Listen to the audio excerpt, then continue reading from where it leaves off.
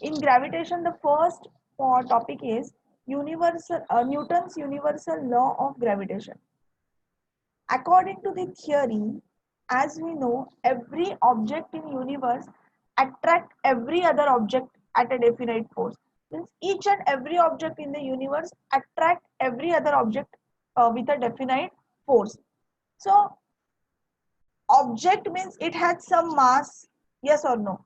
Object means it has some mass, and that any two object has some distance from each other, yes or no? So दो object है, वो दो object जो है which is having a mass, again that two objects are having some distance between them.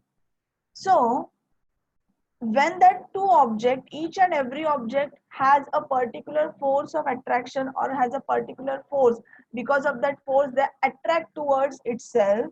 So the force is directly proportional to the mass upon distance. Force is directly proportional to the mass upon distance. So mass means there are two objects. Every two object has a definite force. So consider m1 and m2. m1, that is the mass of first object. m2 is the mass of second object. Divided by d. Distance is considered distance of both the object. Distance of both the objects. So it is considered as d square.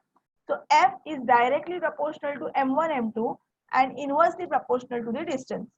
तो ये equation से क्या पता चला? ये equation से पता चला the force is directly proportional to masses and inversely proportional to distance, means mass of object increases, force which is applied on it is increases, and if distance between the two objects increases, the force will be decreases. Get it? Up to this clear? Mass is directly proportional to force and distance is universally proportional. So as mass of object increases, its force of attraction is more. If mass of object increases, size increase होगी, so its force of attraction is more. But distance of object increases, अगर वो दूर गए तो उसमें force जो है, attraction force जो है, तो obviously वो कम होगा. Yes or no? और ये इक्वेशन दूसरे वे से लिखा है, F is equals to G m1 m2 upon d square. F is equals to G m1 m2 upon d square. Here G is nothing but gravitational constant or proportionality constant. It is the universal gravitational constant or proportionality constant. कुछ भी आप कुछ भी बोल सकते हो. अभी मुझे आप यूनिट्स बताओ. फोर्स का यूनिट क्या है? What is the unit of force? Newton. Newton. Very good. What is the unit of mass? Kg. Gram, kilogram. Yes or no? In SI system it is kilogram. In CGS system it is gram. Then what is the distance of what is the unit of distance? Meter. Meter centimeter na? Distance we have to carry it in meter and centimeter. So meter in SI system, in CGS system it is centimeter. तो ये units अगर हमने put किए, force का unit है Newton, masses का unit है, दो मासेस है, so kilogram for first mass, kilogram for second mass, so it is nothing but kilogram square. Then divide by distance जो है, डिस्टेंस का यूनिट है metre, distance square, so it is metre square. तो ये जब आप shift करोगे, जो राइट साइड में है m1 m2 upon D square, वो लेफ्ट में शिफ्ट करोगे फोर्स के साइड में, तो आप फाइंड आउट करोगे जी, जो यूनिवर्सल ग्रेविटेशनल कांस्टेंट है उसका यूनिट. तो यूनिवर्सल ग्रेविटेशनल कांस्टेंट का यूनिट आया. यूनिट कैलकुलेट करने के लिए फॉर्मूला क्या बनेगा? F into D square upon m1 m2 is equals to G. Yes और नो? जी जो है वो राइट में ही है, जस्ट उसके साथ के जो बाकी के टर्म्स है m1 divide by D square, वो यहाँ पे शिफ्ट हो गए. तो f into D square upon m1 m2 is equals to G. तो उनकी जो यूनिट है वो पुट करो. तो f का यूनिट है न्यूटन, m1 m2 का हो गया किलोग्राम स्क्वायर. सो किलोग्राम स्क्वायर यहाँ पे था, वहां पे नीचे जाके भी वो किलोग्राम स्क्वायर ही है, वो जब शिफ्ट होगा तो किलोग्राम पर स्क्वायर होगा. देन डिस्टेंस का यूनिट है metre square. now so the SI unit of G is Newton metre square पर किलोग्राम स्क्वायर. अब ये जब फॉर्मूला में यूनिट पुट करोगे तो आंसर आएगा आपको unit SI unit of G, that is a gravitational universal gravitational constant, is Newton meter square per kilogram square. Sorry. So the SI unit of G is Newton meter square per kilogram square. N stands for Newton. And the experimental SI value of G is 6.673 into 10 raised to minus 11 newton metre square पर kilogram square. ये value experimental value क्यों दी है? Because वो तो constant है, वो तो हमें एवरी टाइम पे ऑलरेडी नोन रहेगा एंड उसके हिसाब से बाकी का जो दिया है वो कैलकुलेट करना पड़ेगा. So this value is known, that is the proportionality constant. Up to this clear? Next is the circular motion and centripetal force. Next is the circular motion and centripetal force. Centripetal force and centrifugal force. Centripetal force and centrifugal force. क्या है? कभी सुना ही है centripetal and centrifugal?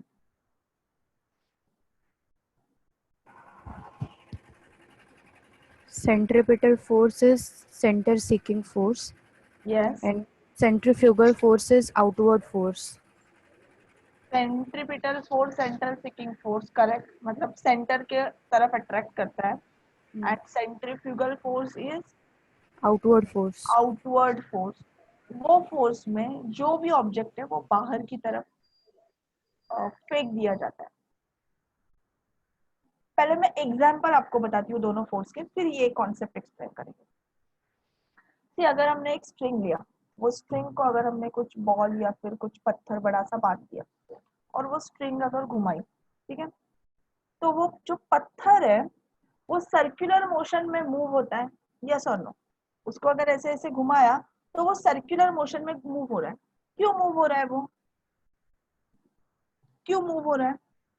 क्योंकि वो जो string है हम अंदर की तरफ उसको खींच रहे हैं. ईच एंड एवरी टाइम हम उसको अंदर की तरफ खींच रहे हैं. अगर उसको रिलीज करेंगे तो पत्थर जाएगा ना, मतलब वो जो एक ऑर्बिटल में वो जो घूम रहा है वो ऑर्बिटल से वो बाहर जाएगा. यस और नो? अगर हम वो स्ट्रिंग रिलीज करेंगे, मतलब फोर्स को रिलीज कर देंगे, वो जो पत्थर है वो कहीं पे फेंक दिया जाएगा. बट जब तक हम वो स्ट्रिंग को पकड़ के रोटेट कर रहे हैं तब तक वो जो पत्थर है वो वहीं पे वो एक पर्टिकुलर ऑर्बिटल में रोटेट हो रहा है. ओके, सो यहाँ पे ये जो पत्थर हम लोग रोटेट कर रहे हैं वो रोटेट हुआ पर्टिकुलर ऑर्बिटल में. वो क्यों हुआ? बिकॉज वो जो स्ट्रिंग है हम अंदर की तरफ खींच रहे हैं, अंदर की तरफ खींच रहे, उसके वजह से, मतलब वहां पे अंदर की तरफ खींचने का फोर्स अप्लाई कर रहे हैं. That is called as a centripetal force. That is called as a centripetal force. That is a center seeking force. Centre की तरफ उसको खींच रहे. That is a centripetal force. Centrifugal force में अगर आप एग्जांपल देखोगे तो बेस्ट एग्जांपल है, फॉर एग्जांपल अगर हम बस में बैठे, ठीक है, या फिर कार में बैठे और अब हम लोग कहीं पे लॉन्ग ड्राइव पे गए और ये इसका एरिया होता है ना जिसमें से बहुत ऐसे राउंड राउंड पूरी ऐसे कर्व जैसे रोड होता है, ठीक है, तो वो एकदम ऐसे कर्व जैसे रोड पे जब आप जाते हो, हाँ, फॉर एग्जांपल गाड़ी पे एक पर्टिकुलर स्पीड है और ड्राइवर ने स्पीड कम नहीं किया है और एकदम ये ऐसे वैली जैसा एकदम रोड है, ऐसे आप जब जाते हो तो गाड़ी इनसाइड मूव हो रही है, ठीक है, मतलब गाड़ी में जो फोर्स है, गाड़ी पे जो फोर्स है that is a centripetal force. But अंदर जो पैसेंजर बैठे हैं वो ऐसे बाहर के साइड पुश हो जाते हैं, पुश होते हैं. यस और नो? गाड़ी अंदर के साइड गई बट जो पैसेंजर है वो ऐसे बाहर के साइड पुश हो गए. सो दैट पैसेंजर जो एक्सपीरियंस करते हैं that is a centrifugal force.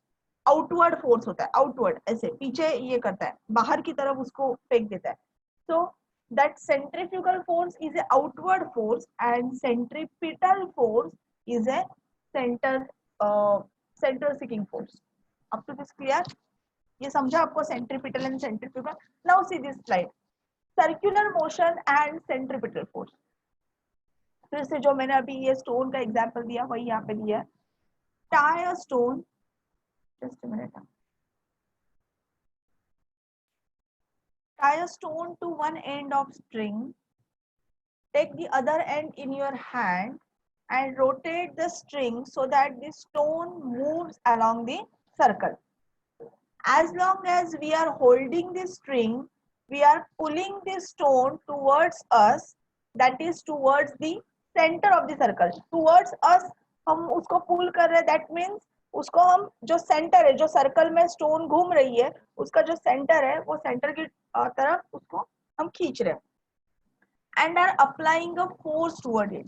The force stops acting if we release the string. Force stop acting if we release the string. See यहाँ पे डायग्राम्स दिखाई है. जो फर्स्ट डायग्राम है वहां पे साइड व्यू दिखाई है आपको, जो स्टोन रोटेट हो रहा है उसका. सेकेंड डायग्राम में उसको उसका टॉप व्यू दिखाया है. टॉप व्यू में वो स्टोन कैसे रोटेट हो रहा है. ओके.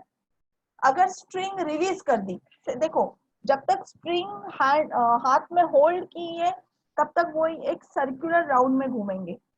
ठीक है. But when we release the string, so that stone thrown outward, okay, बाहर कहीं पे वो फेंक दिया जाएगा. Agree or not? Okay. A force act on any object moving along a circle and it is directed towards the center of circle. It is called centripetal force. So the force which is acting on object is directed towards the center of circle, which is directed towards the center of circle.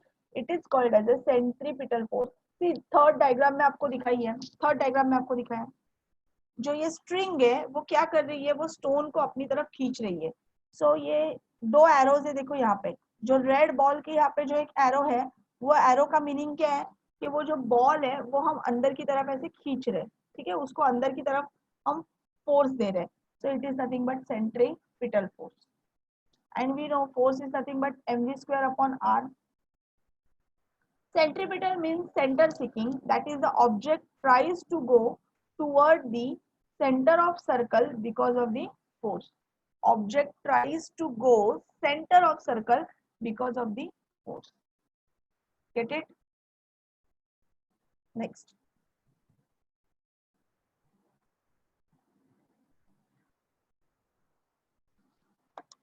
Up to this clear bit, guys? क्या पूछा मैंने? समझा सबको? Concept clear कर लो. Gravitation थोड़ा सा जरा अलग टॉपिक है. Okay. Next one, Kepler's law. 3 Kepler's के लॉ है.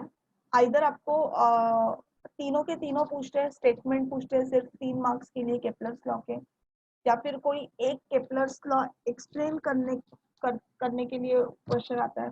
तो केपलर्स लॉ के अलग अलग क्वेश्चन आते हैं. 3 केपलर्स लॉ है. वेरी इजी लॉ है, समझ के ले लो. एंड केपलर्स लॉ का एप्लीकेशन में वो बाद में यूज भी होते हैं. तो पहले लॉज देखो.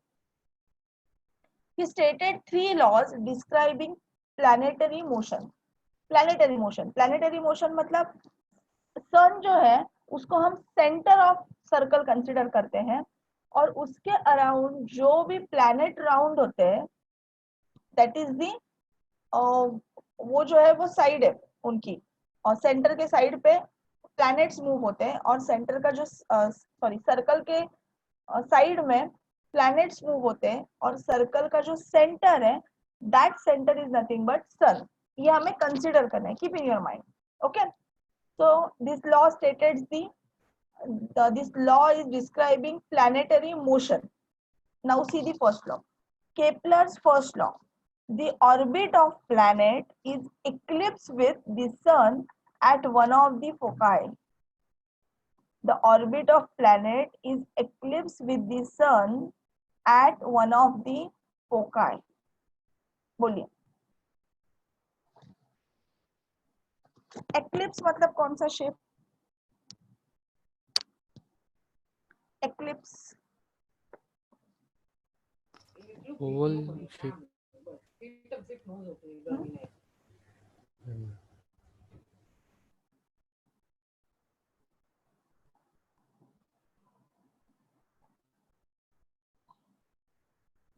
What is eclipse shape? Eclipse shape नहीं पता आपको? According to Kepler's first law, the orbit of planet is an ellipse with the sun at one of the foci. Just अभी हमने डिस्कस किया था, every ellipse has two focus और two foci. For example, ये ellipse का ये ऐसा shape है, ये ellipse का ऐसा shape है, ये ellipse के shape में ये focus है, ये दूसरा focus है. So every ellipse shape has two foci or two focus. So according to Kepler's law, हमें इमेजिन क्या करना है कि जो सन की पोजीशन है प्लैनेटरी मोशन में, प्लैनेटरी रिवॉल्यूशन में जो सन की पोजीशन है, that is the one of the focus और one of the foci of ellipse, and around that sun जो प्लैनेट रिवॉल्व हो रहा है, that planet is revolve in the form of ellipse. वो जो रोटेट होने की वजह से, मतलब वो राउंड में रोटेट नहीं हो रहा है. हमें क्या लगता है, हम जब नॉर्मल डायग्राम ड्रॉ करते हैं कि राउंड में रोटेट हुआ, नो, सर्कुलर फॉर्म में रोटेट नहीं होता है प्लैनेट. प्लैनेट रोटेट होता है एलिप्स फॉर्म में. Get it? Okay, so this is the Kepler's first law. Now see the Kepler's second law.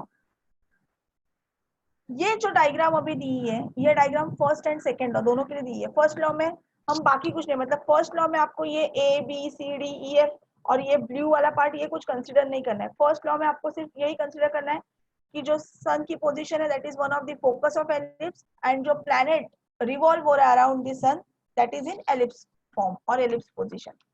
Second law of Kepler's के लिए ये डायग्राम दी है. ये पूरी की पूरी जो डायग्राम है वो देखो. The line joining the planet and the sun sweeps equal area in equal interval of time. I repeat this law.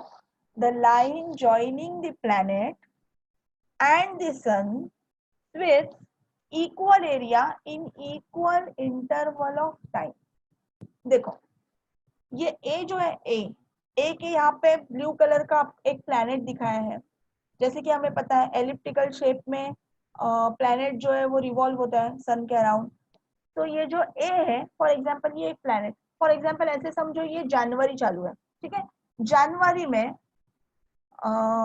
ये जो अर्थ है उसकी पोजीशन, जो रिवॉल्यूशन, अर्थ जो है 12 मंथ्स क्यों कंसिडर होते हैं, क्योंकि अर्थ को सन के सराउंडिंग एक राउंड कंप्लीट करने के लिए एक साल लगता है, 365 डेज लगते हैं. तो फॉर एग्जाम्पल ये जनवरी में जो अर्थ है, जो प्लैनेट है, वो यहाँ पे है ए के पोजीशन पे. ध्यान से डायग्राम देखो, ए के पोजीशन पे, ए के पोजीशन से वो यहाँ तक बी के पोजीशन तक गया. बी के पोजीशन में जब वो आया तब फेब्रुवरी चालू है, ठीक है. तो जनवरी टू फेब्रुवरी 30 डेज में that planet travel from A to B. Okay, Tirth सो गया बेटा तू. Travel from A to B. Okay, then it is travel from B to C. यहाँ पे मंथ आ गया, फॉर एग्जाम्पल अप्रैल आ गया, ठीक है. सो अप्रैल में जो प्लैनेट की पोजीशन है वो है सी, और मई में प्लैनेट की पोजीशन है डी. देन डी टू वो ई तक आया, जुलाई में ई तक आया, एंड जुलाई टू अगस्त वो एफ तक गया. यहां तक समझा आपको? ए प्लैनेट की पोजीशन ए कब है? जनवरी में. जनवरी टू फरवरी वो ए टू बी गया. C to D, sorry B to C उसने ट्रैवल किया February to April, and C to D travel किया April to May. D to E travel किया May to July, and E to F travel किया July to अगस्त. फिर उसके बाद again वो सितंबर, अक्टूबर, नवंबर, दिसंबर, और वो ए ओरिजिनल पोजीशन पे आएगा जनवरी तक, ठीक है. केपलर सेकेंड लॉ क्या बोलता है? The line joining the planet and the sun sweeps equal areas in equal interval of time. चलो अभी हमने ये जो ए बी सी डी ये जो पाथ ट्रैवल किए प्लैनेट ने या फिर अर्थ ने, उसका एक पर्टिकुलर एरिया बना देते हैं. फॉर एग्जाम्पल ये इनिशियली जनवरी में जो प्लैनेट की पोजीशन थी that is a, and February में जो पोजीशन थी दैट इज बी। सो ये एक एरिया आया, उसको लाइन ज्वाइन करो, ए टू सन, बी टू सन, ये लाइन ज्वाइन की। फॉर एग्जांपल सन को हम एक्स कंसिडर करते हैं, एक्स। तो ये एरिया क्या आया, ए एक्स बी, यस और नो? यहाँ पे एरिया क्या आया, A X B, that is the first area. Side में रखो उसका, first area is the A X B, area A X B, उसको साइड में रखो। सेकेंड, अप्रैल में प्लैनेट की पोजीशन है सी एंड मई में पोजीशन है डी। तो इसने जो एरिया फॉर्म किया वो एरिया है सी एक्स डी, एग्री और not? The area C X D. Then जो प्लैनेट है वो जुलाई में ई के पोजीशन पे आया एंड जुलाई टू अगस्त उसने F, E to F travel किया। So area E X F, X stands for sun, तो एरिया ई एक्स एफ, तीन एरिया बन गए यहाँ पे, area A B X, area C D X, area E F X, yes और no? Okay. According to Kepler's law, the line joining the planet and the sun sweeps equal area in equal interval of time। मतलब 30 days के interval में या फिर एक महीने के interval में जो प्लैनेट मूव होगा one position to another position which is having equal areas in equal interval of time. मतलब area A B X is equals to area B D X and it is equals to area E F X, X या फिर S, यहाँ पे S उन्होंने दिया है सन के लिए तो एस ही कंसिडर करो। तो area A B S is equals to area C D S is equals to area E F S. Up to this clear? So every planet which is travel around the sun sweeps equal area in equal interval of time। मतलब एक particular interval of time में जो area travel होता है that is the same area.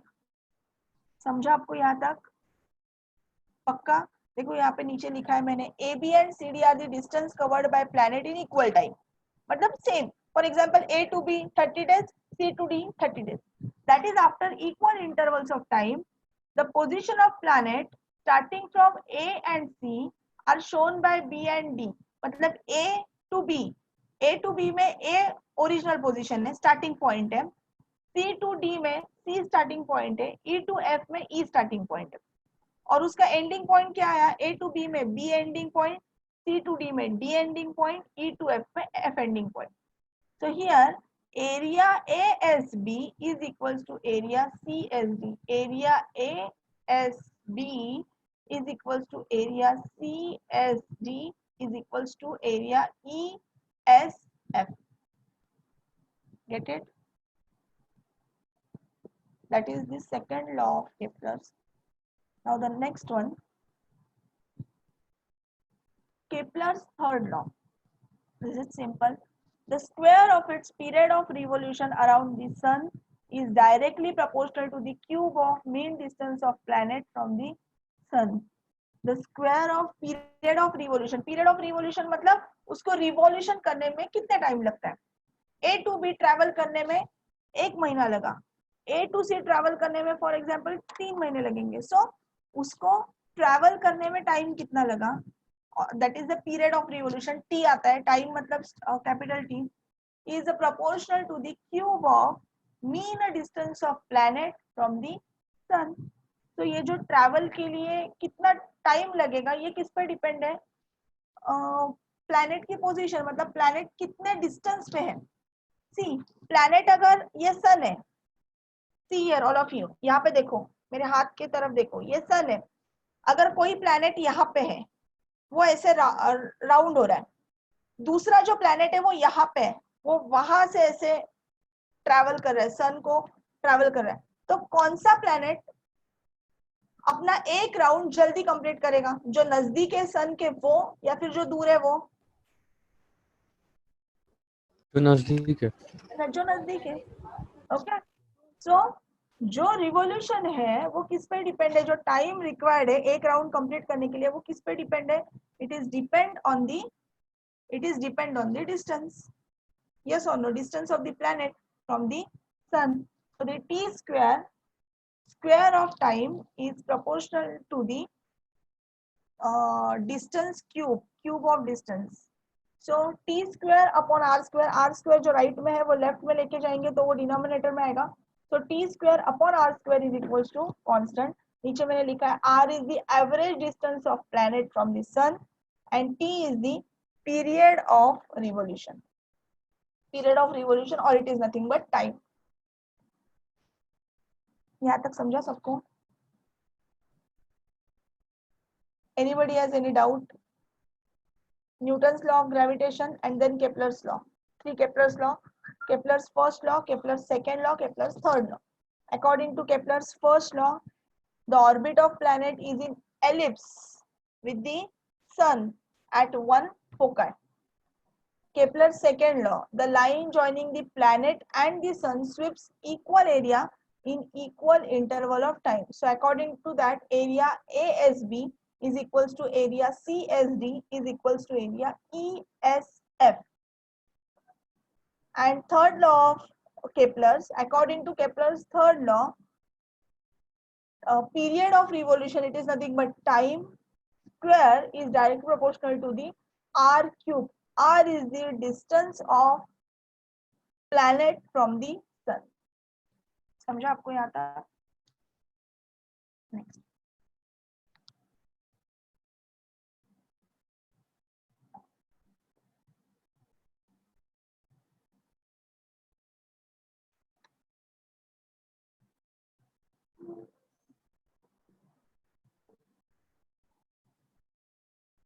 Next is the uniform circular motion. Next is the uniform circular motion or magnitude of centripetal force. Centripetal force, centrifugal force. Centripetal force, center seeking force. Centrifugal force, it is outward force. बाहर फेंकती है कोई भी चीज.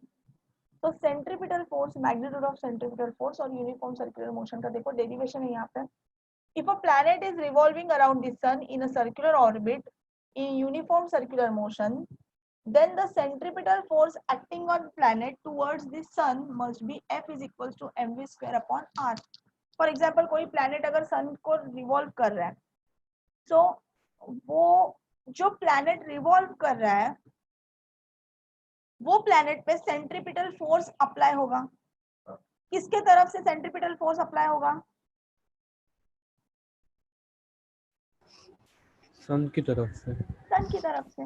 वो सन attract करेगा ना उनको. That's why वो जो प्लैनेट है वो रिवॉल्व हो रहा है. अगर सन और वो प्लैनेट के बीच में अगर कोई फोर्स ऑफ अट्रैक्शन ही नहीं रहता तो प्लैनेट कहीं पर भी मूव हो जाता. वो सन को ही क्यों अराउंड, सन के अराउंड ही क्यों मूविंग करता. सो if a planet is revolving around the sun in a circular orbit of uniform circular motion, then the centripetal force acting on the planet towards the sun must be F is equals to mv square upon r. M is the mass of planet, v is the speed and r is the distance of sun. यहाँ तक समझा आपको? So F is equals to mv square upon r. But v square is equals to v square. V is the velocity, v is the speed. Speed की definition हमने क्या देखी थी? भाग्यलक्ष्मी क्या बोली थी तूने डेफिनेशन? तूने ही बोला था ना? Distance traveled by an object in unit time. The distance traveled by object in unit time. So v is the speed. So v is equals to distance travel upon time taken is equals to distance travel, that is 2 pi r, upon time taken is t.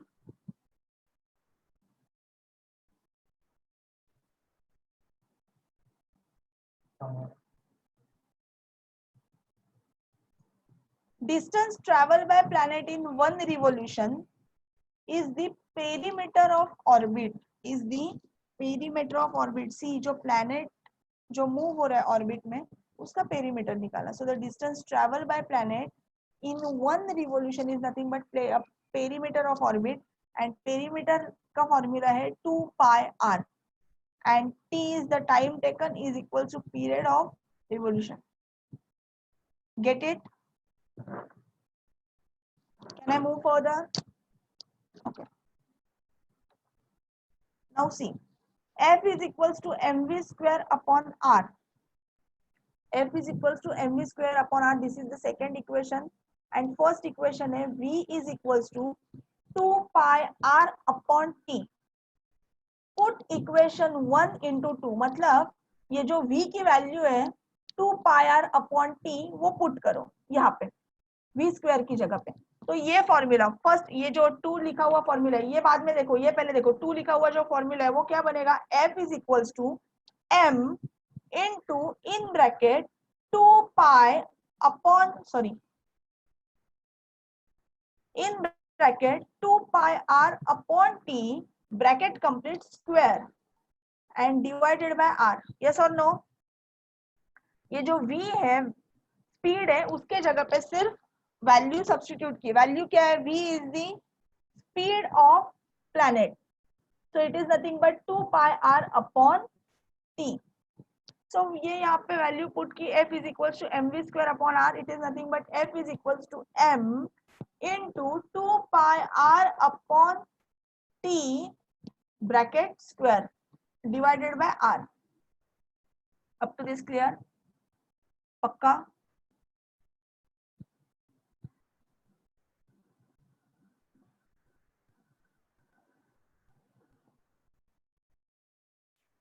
F is equals to mv square upon r.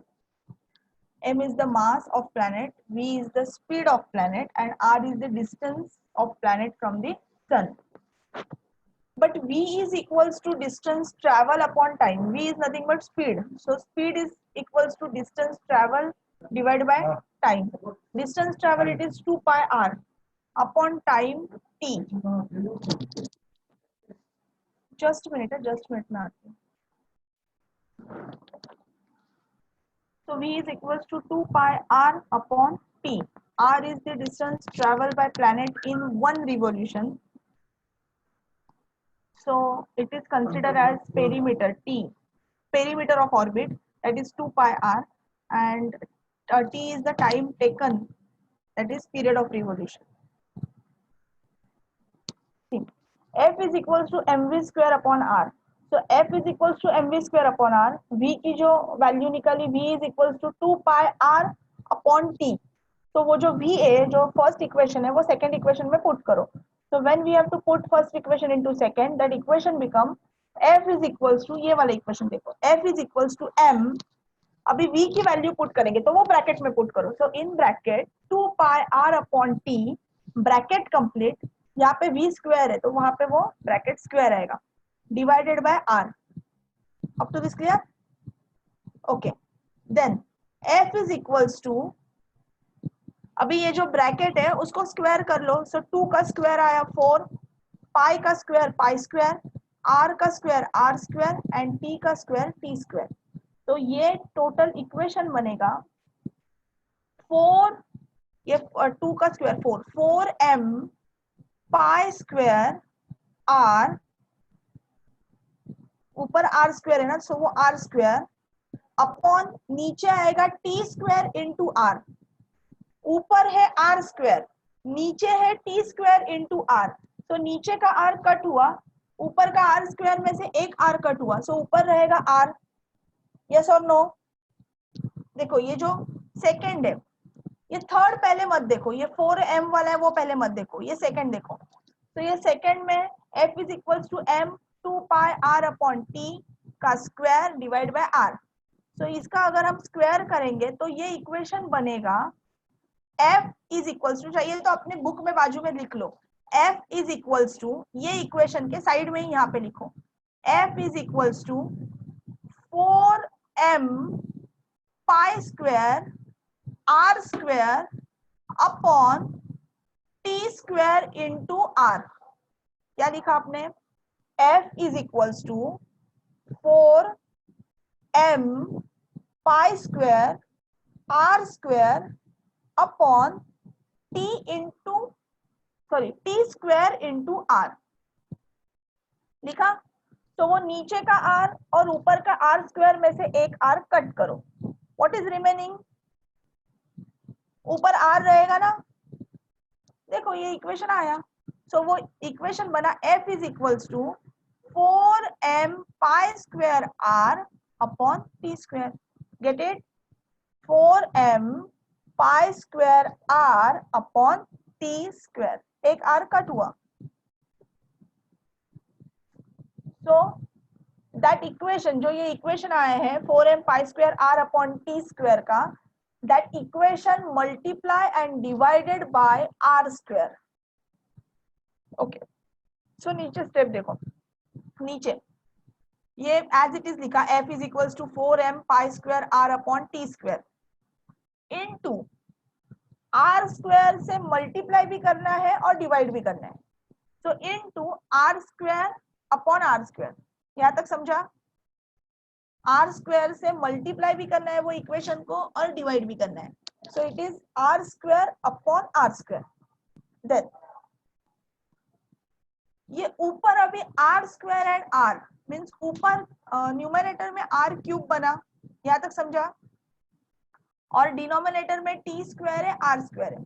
Just आपको क्या करना है, ये ऊपर जो r cube बना वो r cube, और नीचे जो t स्क्वायर है वो t स्क्वायर, वो एक साइड में लेना है आपको, और बाकी जो बचता है वो आपको एक साइड में लेना है। देखो यहाँ पे नीचे किया 4m pi square divided by ये जो r स्क्वायर यहाँ था वो ये साइड, मतलब एक साइड में लेना है ना वो r स्क्वायर इनटू ऊपर r क्यूब बना, और ये जो t स्क्वायर है वो r क्यूब के साथ लेना है, मतलब r क्यूब के साथ में आपको t स्क्वायर लेना है, और बाकी जो भी इक्वेशन बचता है वो एक साइड में करना है। ये स्टेप तक आपको समझा सबको? पक्का? Now r square upon t square ये आया, but according to Kepler's third law t square upon r square is equals to constant k. According to Kepler's third law, see here, according to Kepler's third law, t square directly proportional to r square. So t square upon r square is equals to r cube है ना? r cube. Sorry, t square upon r cube is equals to constant, that is k. So according to Kepler's third law, t square upon r cube is equals to k, constant. But ये हमारे equation में r cube upon T square है, तो वहां पे t square upon r cube is equals to k. So r cube upon t square is equals to 1 by k. Yes और no?